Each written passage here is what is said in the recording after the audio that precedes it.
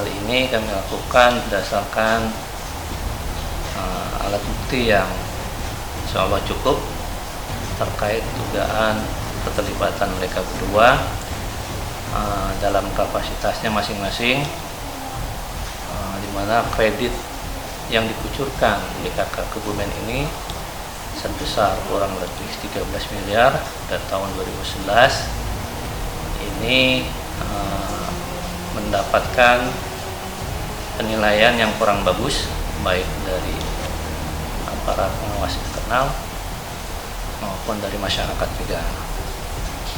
Nah, kita ketahui juga, kami juga mendapatkan data bahwa terkait dengan pengelolaan kredit di BKK Kebumen, dulu pernah sempat ada penanganan perkaranya, yaitu terkait dengan investasi yang dikategorikan tidak benar yang dilakukan oleh Kiatmo dan juga melibatkan direktur utamanya Budi Santoso. Nah, kami tertarik untuk mendalami lebih jauh, apakah memang ini hanya terkait dengan investasi bodong atau ada hubungannya dengan kredit yang dikucurkan oleh BPR. Nah, langkah awal kami menelusuri itu dan kami dapatkan memang ada banyak penyimpangan, khususnya terkait dengan pengajuan kredit dan pengucurannya, sampai dengan upaya-upaya pengembalian yang dilakukan oleh si kreditor ternyata juga terdapat kejanggalan-kejanggalan. Oleh karena itu, kami penyidik berkeyakinan ada permufakatan yang mencoba untuk mengakali kredit di bank punyanya rakyat Kebumen ini, sehingga pada saat sampai sekarang catatan keuangan di BKK BPR Kebumen ini tercatat mengalami defisit sebesar kurang lebih 8,7 M. Inilah kami tergelitik untuk menelusuri lebih jauh kenapa hal ini bisa terjadi dan berlarut-larut penyelesaiannya. Insya Allah nanti kami akan terus melakukan penyidikan siapa-siapa saja yang terlibat terkait dengan pengucuran kredit ini sampai dengan selesai atau setuntas-tuntasnya.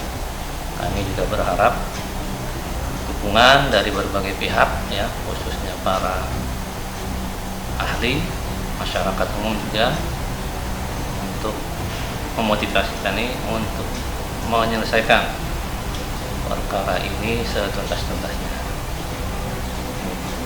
Saya yakin juga masyarakat, khususnya tokoh masyarakat yang penggiat anti korupsi mengikuti perkembangan perkara ini sudah lama, ya.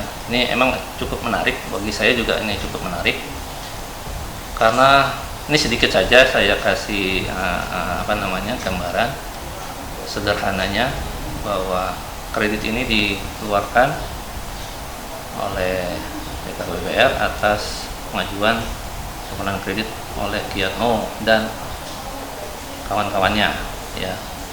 Nanti detailnya bisa cross check kepada jaksa penyidiknya, ya, dimana kredit ini akhirnya dikeluarkan meskipun syarat-syarat pengajuan kredit belum terpenuhi pada saat itu. Yang kedua, batas minimal agunan juga tidak terpenuhi, tapi ternyata kredit itu dikeluarkan juga, ya, oleh mereka tentunya yang berkompeten mengeluarkan. Kemudian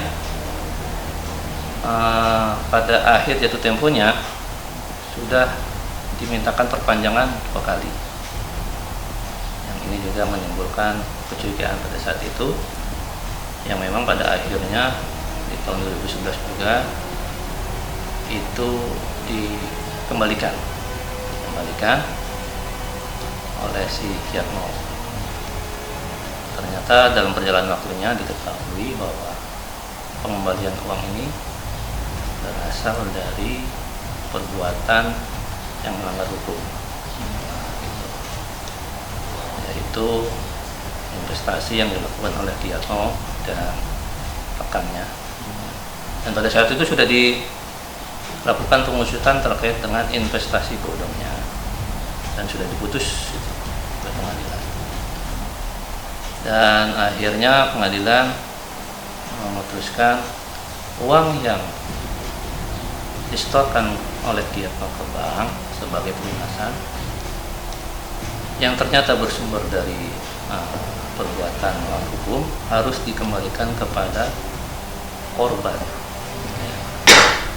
Demikian secara matematis keuangannya uang BKK harus dikeluarkan lagi, ya, dan dinyatakan dikembalikan kepada korban hidayah. Pada berikutnya lagi ternyata si direktur utama ini juga pernah disangkakan terkait dengan money laundering. Ya, menurut hemat kami money laundering ini berdasarkan putusan pengadilan itu perbuatannya menyimpan atau menerima uang hasil kejahatan atas nama Giatmo dan rekannya itu dalam melakukan investasi bodong. Gitu. Dan sudah dihukum. Sementara terkait dengan uang yang dikeluarkan di BKKBPR memberikan kredit kepada Giatmo itu sama sekali memang belum bisa,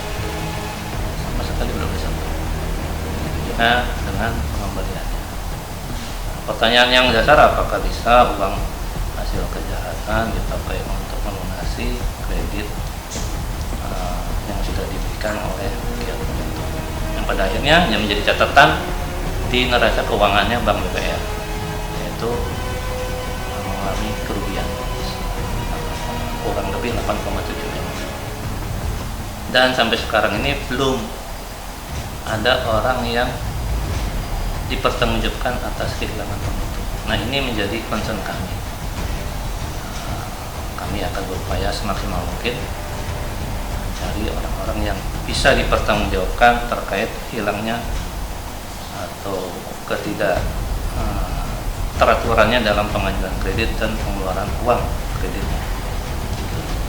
Ya, kemungkinan itu ada, ya, karena sejauh ini kami terus mencari alat bukti lengkap, ya, baik dari keterangan saksi yang sudah kami panggil maupun alat bukti lainnya seperti surat, dokumen, ya, bahkan mungkin ada hal yang lainnya seperti AD mungkin, ya, dan kita butuh dukungan terkait dengan aliran dana, ya. Kami sudah bekerja sama dengan pihak otoritas jasa keuangan untuk mencari, menelusuri untuk apa uang itu digunakan, dan tidak menutup kemungkinan juga uang-uang itu digunakan untuk pembelian kepada pihak-pihak tertentu yang mengambil keuntungan.